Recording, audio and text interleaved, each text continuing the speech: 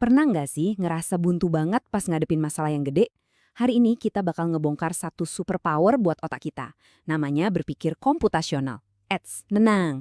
Ini bukan cuma buat para jagoan komputer kok, tapi ini kerangka berpikir buat kita semua. Nah, ini dia nih, perasaan yang kayaknya kita semua pernah ngalamin. Ada tugas gede banget di depan mata, sampai kita bingung, ini mulainya dari mana ya? Bener-bener kayak mau nanjak gunung tapi nggak bawa peta sama sekali. Eits, tunggu dulu. Ini bukan berarti kita harus jadi robot atau mendadak jago ngekoding dalam semalam ya. Enggak sama sekali. Ini lebih ke soal gimana caranya kita ngelatih otak kita buat mikir lebih logis, lebih terstruktur. Biar apa? Biar semua yang rumit-rumit itu bisa kita urai satu persatu. Oke, udah siap? Ini dia peta perjalanan kita.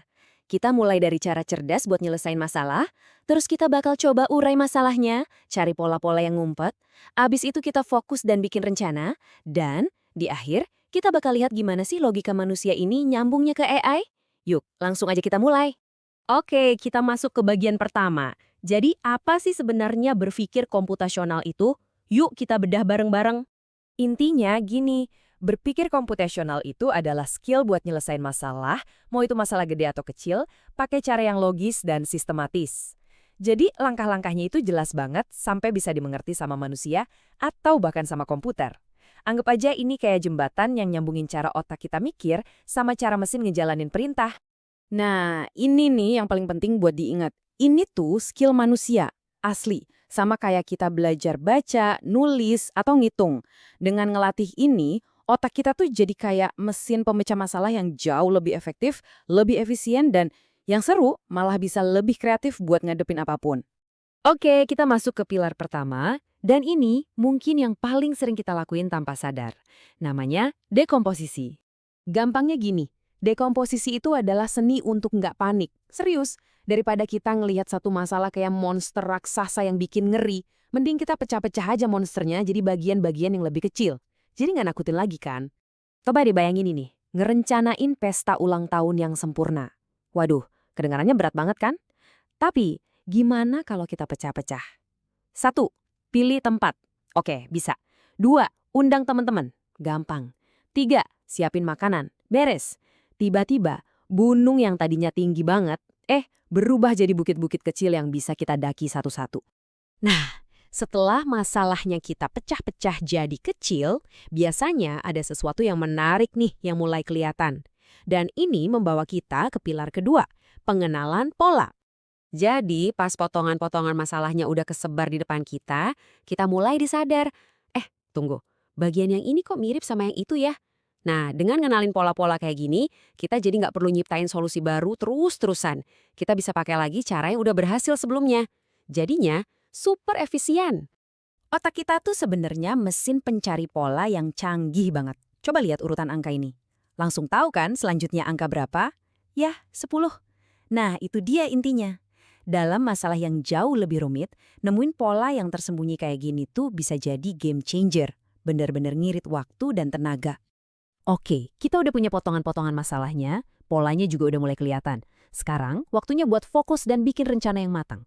Disinilah dua pilar terakhir kita berperan, abstraksi dan berpikir algoritmik. Abstraksi ini bisa dibilang superpower kita di zaman yang serba banyak informasi ini.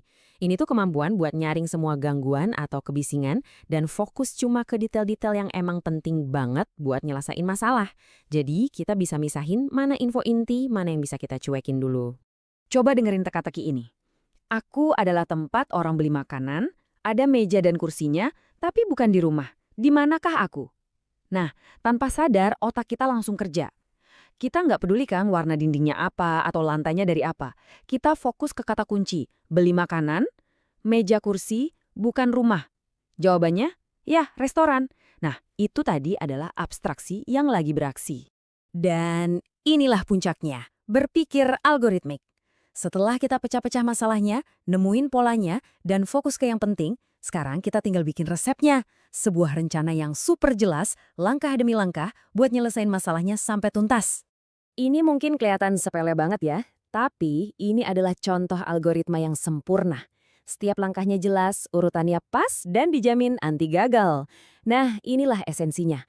Ngubah ide yang rumit jadi serangkaian instruksi super simple yang bisa diikutin sama siapa aja atau apa aja, termasuk komputer. Oke, jadi kita udah ngerti nih 4 prinsip ini dalam kehidupan sehari-hari. Sekarang, ayo kita sambungin titik-titiknya dan lihat gimana cara berpikir ini jadi pondasi buat semua teknologi digital di sekitar kita. Yang menarik, kita bisa ngelatih cara berpikir ini lewat dua cara. Ada yang unplugged ya, kayak tadi kita pakai contoh pesta dan roti lapis, nggak perlu komputer sama sekali. Tujuannya buat ngebangun logikanya. Terus ada yang plug, di mana kita bawa logika yang sama itu ke depan komputer, misalnya pakai aplikasi kayak Scratch. Tapi intinya sama aja, dua-duanya ngelatih cara mikir yang terstruktur. Dan inilah dia, momen ahanya. Coba lihat deh, setiap pilar yang dari tadi kita omongin itu punya pasangan langsung di dunia coding. Dekomposisi, itu jadi fungsi-fungsi kecil di program. Pengenalan pola, itu jadi loop atau perulangan biar nggak nulis kode yang sama berkali-kali. Abstraksi, itu buat nyembunyiin kode yang rumit. Dan algoritma, yaitu urutan kodenya sendiri. Cetak birunya sama persis kan?